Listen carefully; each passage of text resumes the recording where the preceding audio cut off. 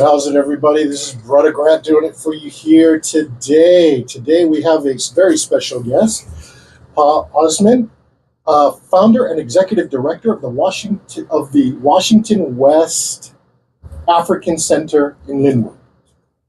Is that correct? That's right. All right.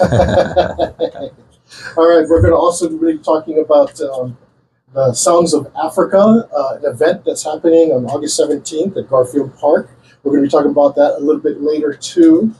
But right now, I just want to give Pa the microphone and tell me a little bit about yourself. Assalamu alaikum. Greetings wherever you are listening to me from. I am Pa Ousman Joof, the founder and executive director of the Washington West African Center. I am from the Gambia, the smallest country in mainland Africa.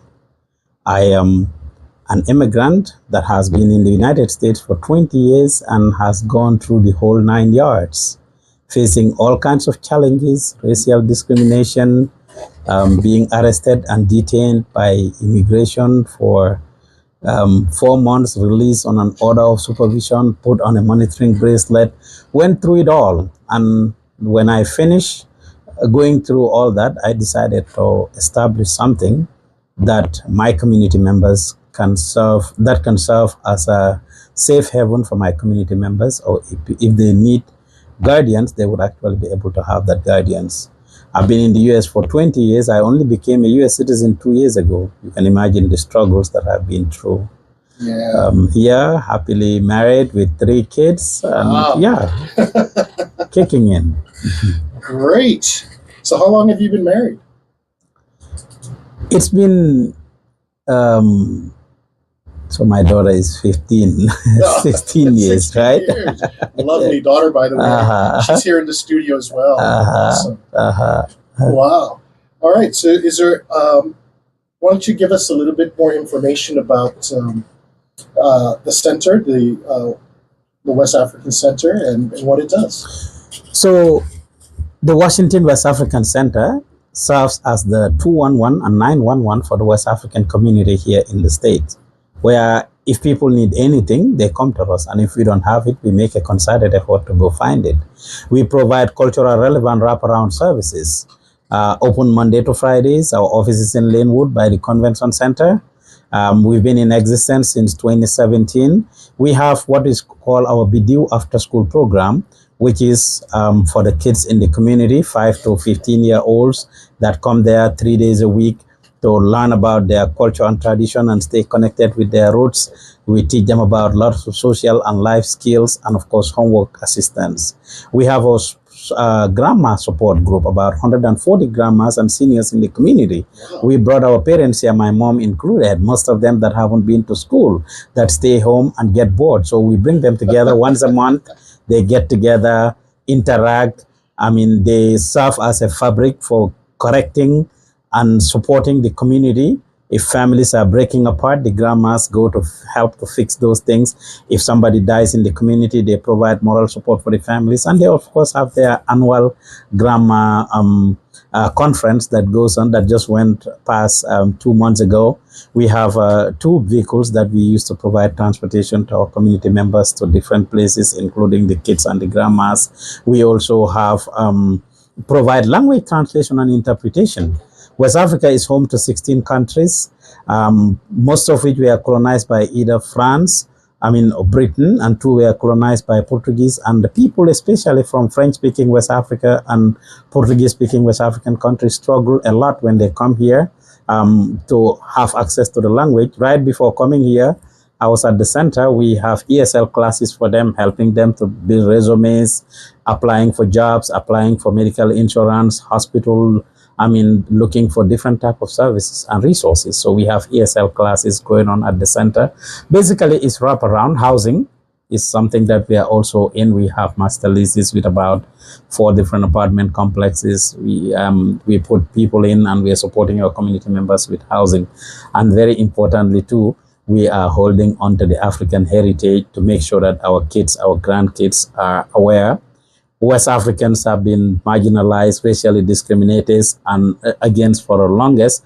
And as a result, we stay within ourselves, doing things for ourselves, amongst ourselves, within ourselves. And this is what inspired partly the famous Sounds of Africa that we'll be talking about shortly, because we want to bring Africa to Washington. We want to share who we are, our roots, our culture. We are unapologetic for who we are, for being Black, for being Africans, for being Muslims, for being immigrants, and we want to make sure that we share this with the wonderful Greater Washingtonian community now, since there's almost a level playing field that we are advocating for.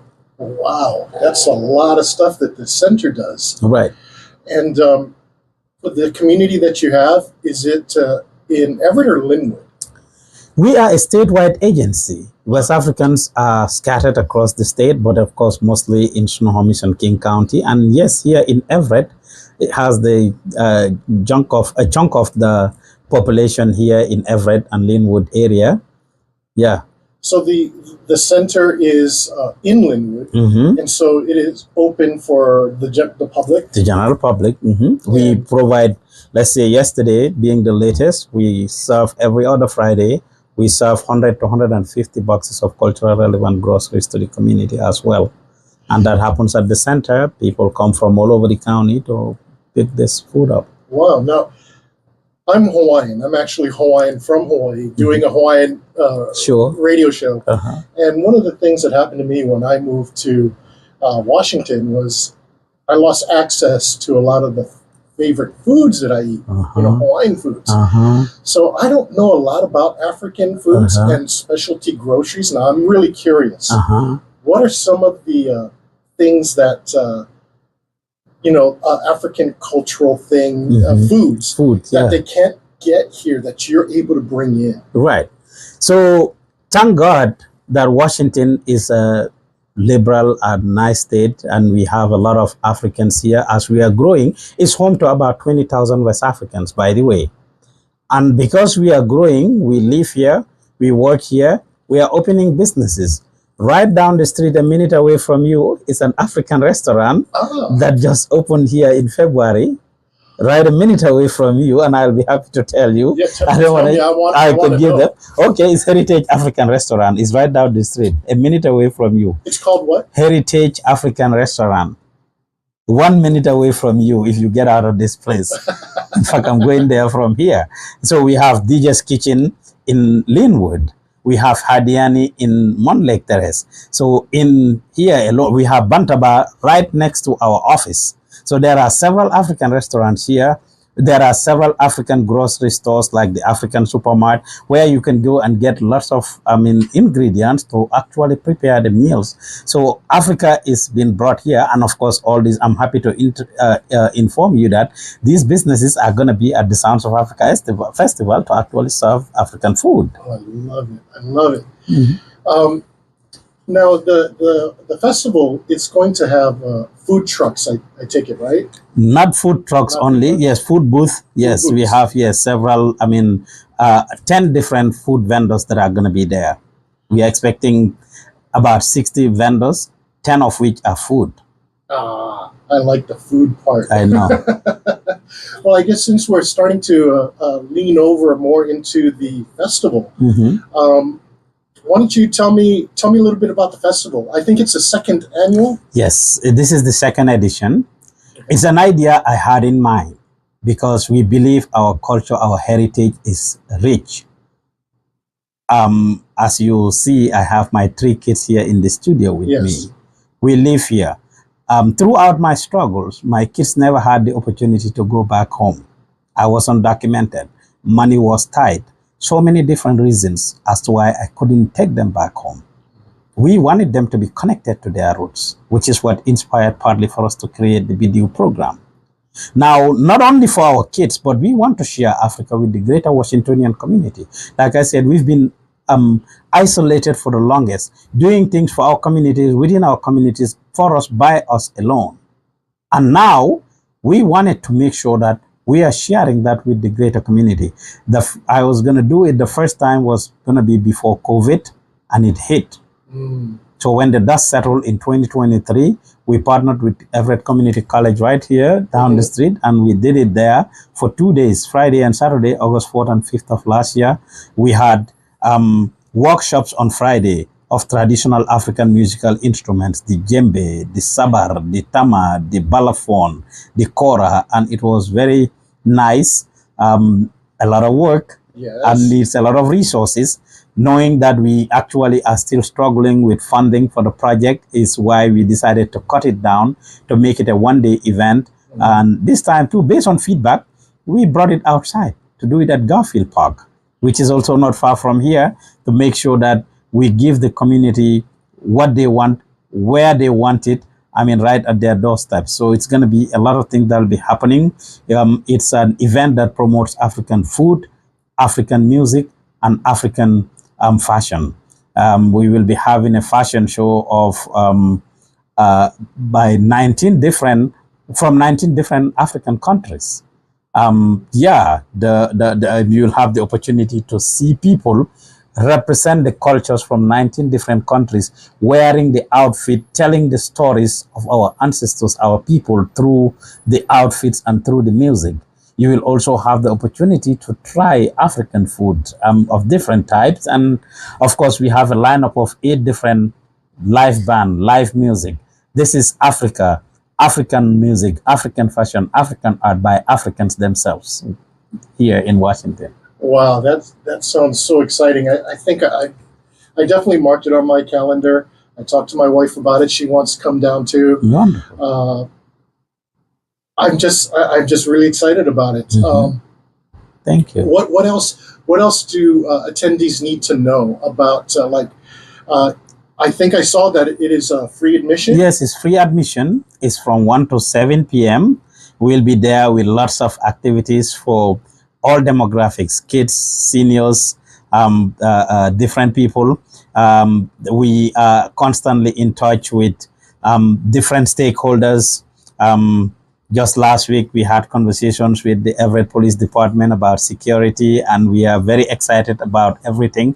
We believe it's going to be a fun and safe environment where we can all just embrace each other. At the end of the day, when the dust settles, we are all people first. Yes. It doesn't matter what your tribe, what your race, what your background is. We are all people first. It's a beautiful moment right now. The sun is coming out. It's beautiful, and we are looking forward to it on that day. Let's just come out and have a wonderful time, have a blast, enjoy each other, and the opportunity to actually enjoy African culture and heritage. What is your favorite food dish? My favorite food dish? Yeah. Benachin, or jollof rice. Tell me, what is that? Describe it to me. Interestingly, it is the most popular West African dish that we all fight over, like West African countries, with each country claiming to be the custodian and owner of jollof rice. Nigerians will tell you they are the best makers of jollof rice. Ghanaians will tell you the same thing. Senegalese will tell you the same thing, and Gambians and Ivorians. And the debate was so healthy and so tense that, in fact, last year, or I think year before last, UNESCO actually put a stop to it by naming Senegal as the custodians of jollof rice. And it will make sense because jollof is indeed a Wolof word. Wolof is my tribe. Okay. My tribe is Wolof. If anybody is familiar with R&B music, Akon, the R&B singer, he's also Wolof. Oh. And Wolof is from a region in Senegal called Jollof.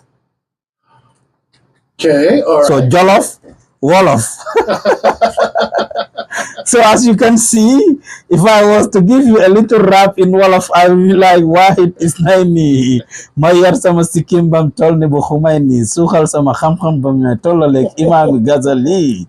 This is by a Senegalese rapper that would tell you, my Paco tea, rapper buisal dal plastic yi, njol sew tuuti, melni spaghetti, dëkk yombal si tea, di naar pire, mais musuma dem ga naar affaire bu raar. Ya sagar moma yar, my Wolof dëkk Jolof, di lak Olof. So the language is called Wolof. Olof. Okay. From the region of Jolof, and of course, the tribe is called Wolof. And obviously, jollof rice is from Jollof. So it only makes sense that it's from there. And basically, it's our version of fried rice. Fried rice. Oh, I love fried that would rice. be made with lamb, choice of lamb, fish, or beef. or any other meat that you want to make it with. Very nice and delicious with sides of vegetables and other things. It's very delicious. So is there any special sauce in it that makes it special? No. If you want to go the sauce route, my favorite would be Domada, which is the peanut butter sauce. Over here, a lot of people eat peanut butter with as a sandwich. We actually cook it into a soup, a sauce that is put over rice. Man, that's finger licking, and it's going to be available at the event. Both of them are signature dishes that are going to be available there. On that day, the peanut butter sauce. In fact, Dr. Oz at one point had the peanut butter sauce, the African peanut butter sauce, on his show, in which he was talking about the health benefits of it. Wow. Okay, so now it seems, and I was talking to Pa earlier in the day before he came on, and he's pretty social media savvy. So that's really good. Now on your, I didn't get a chance to go onto the West African Center website, but you obviously you do have one. Yes, we do. So does what kind of information does the website have, or links, or other, what resources does the site have? The site has several resources. For example, we have a directory of resources, African and non-African, but mostly African resources for the community.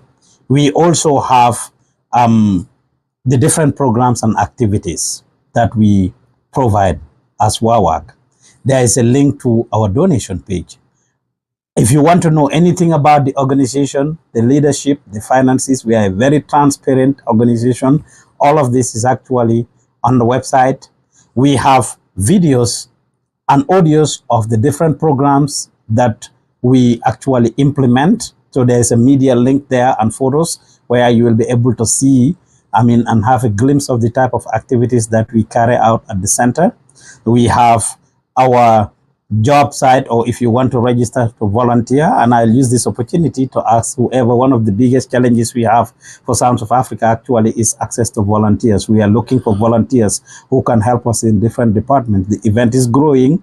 We have lots of ideas, lots of plans, lots of resources and things that we want to bring, but the human resource is minimal, and we want to be able to bring in a lot of people.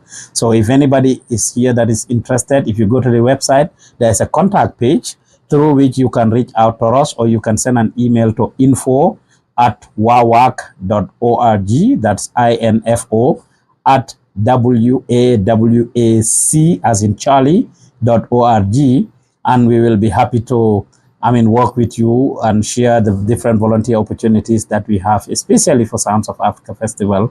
It's a big event, and we need all hands on deck in order to make it what we want to be. But the website has lots of resources. It has our partners there. You will get to learn about the leadership and the people, the team, the people behind the organization and everything that is going on. Importantly, our donation tab. Click on that link and donate to help us to be able to provide these activities, these programs and services, much needed services to the West African and greater immigrant and general population here in Washington. And what is the website? Go ahead and say the website. WAWAC. That is WA as in Washington, WAC as in West African Center. So wawac.org is the website address. Okay. And that has your contact information, everything. Our phone numbers are there, right there on the top. Our email address, there's a contact page. If you just go in there and you click on the contact page, you send a message through that, we will get the information and respond to you at the soonest possible time. I have people asking vendors. We have 78 vendors and we only need 60. I told you that earlier. I said, how do we go about that? That shows the excitement, the willingness, and how people want to be in it. Everything African you will find there for the most part. And we also have lots of other resources, non-profit partners that are coming, government entities, different institutions, free resources that will be coming to actually, that have registered to become vendors at the event. So we are very excited about how everything is going.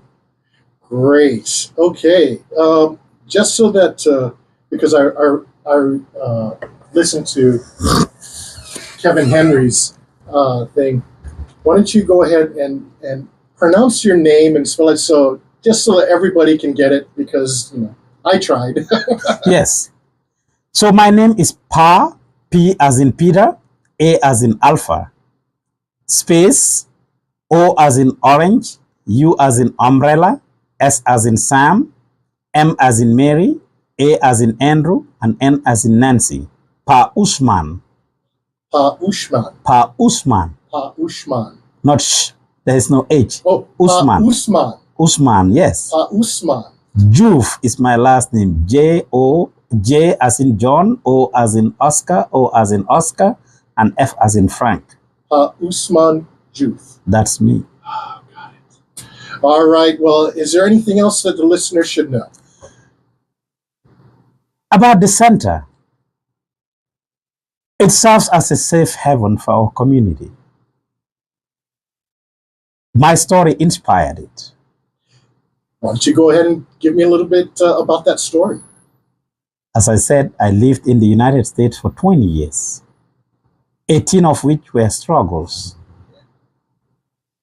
Being arrested and detained, put on a monitoring bracelet for 9 months, leaving my family behind in Georgia when I was evicted to Alaska.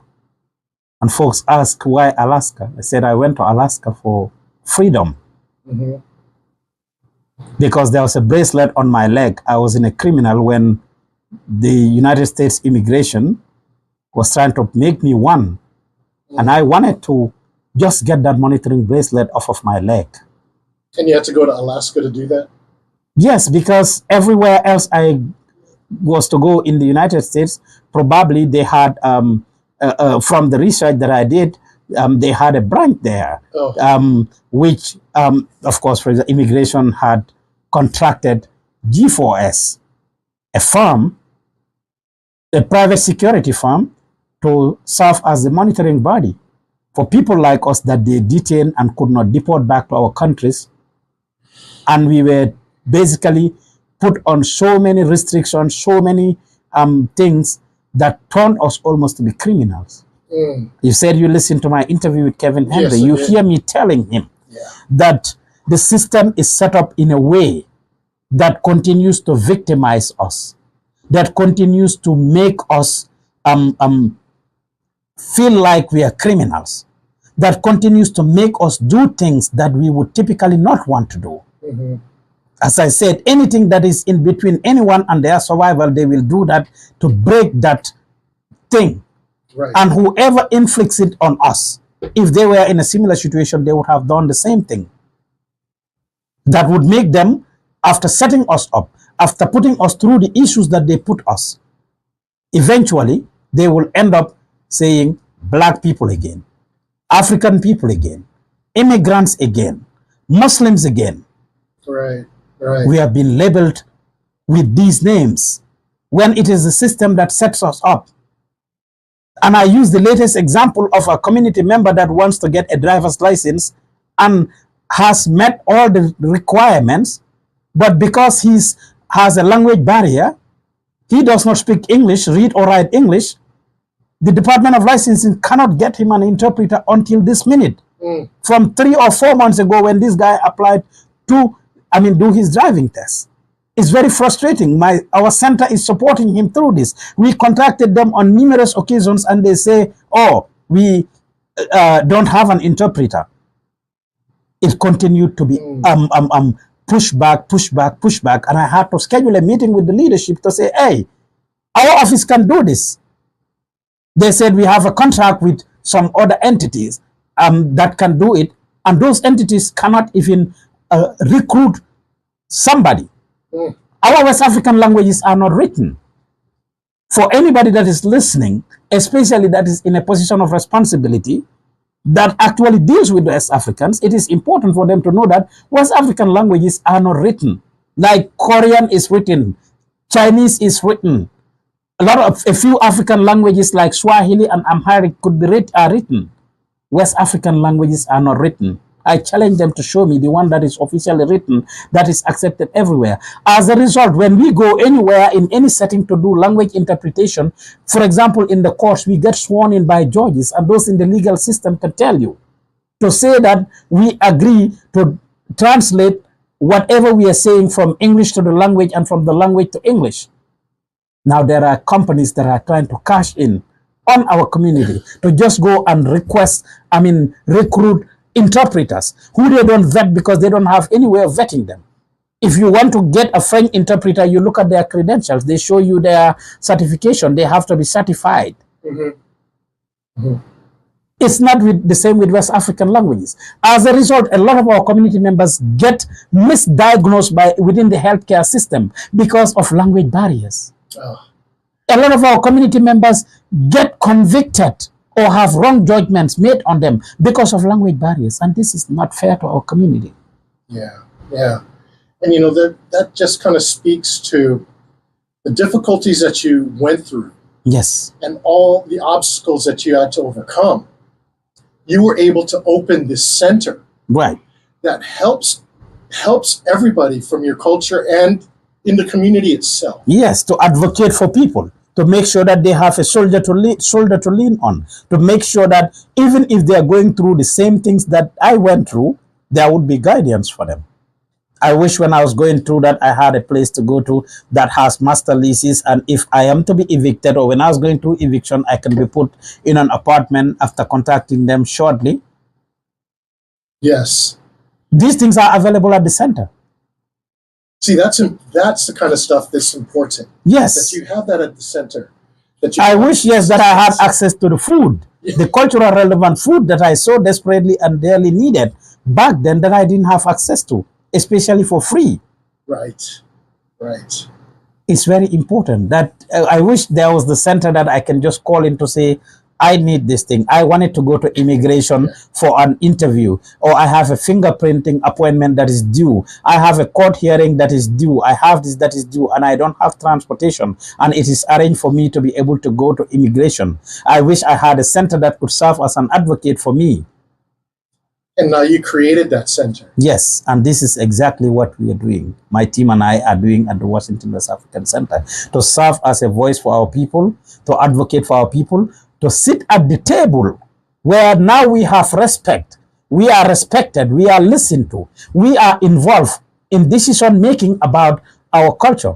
In fact, at the Sounds of Africa Festival, we have, George May Anderson that will be there to talk about voter rights and voter registration and things like that, which is very important for everybody. Yes. It's one of the things that we will be, doing. It's important that we are sitting at the table now.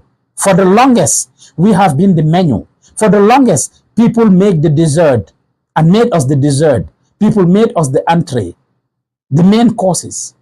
Gone are those days when we sit back and watch folks make decisions about us, for us. Now we are sitting at the table. We are listened to. We are driving our destiny.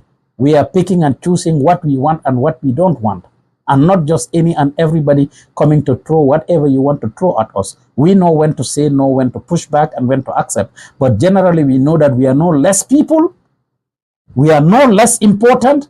We are no less dignified. We are no less confident. And we are no less of a person or people than any other body, race, tribe, or whatsoever you call it. Right. And we have occupied that space and are not letting go. If we are respected, we give the respect back and we demand it. Excellent. All right. Again, that is I'm gonna try to say her name. Ousman Joof. You got it. All right. You got Founder and executive director of the Washington West African Center in Linwood. Again, he is putting on the Sounds of Africa on August 17 at Garfield Park in Everett from 1 p.m. to 7 p.m. And that is why it is important we keep the center going. Right. Go to the website, donate what you can, volunteer if you can, because everybody needs some help every now and then. Right. And then we all can meet together at the Sounds of Africa event. Right. Right. All right. Thank you so much for being here today. And I'll be there on Saturday, and I'll be looking forward to everything and trying your favorite foods. Right. The domoda and the jollof rice. That's it. All right. Thank you so much, everybody. And we are. Thank you, Grant. And I want to thank Sister T2 for putting this together and connecting us. I appreciate it. And Kevin Henry and all the interviews that I had. So thank you, everybody that is listening. All right.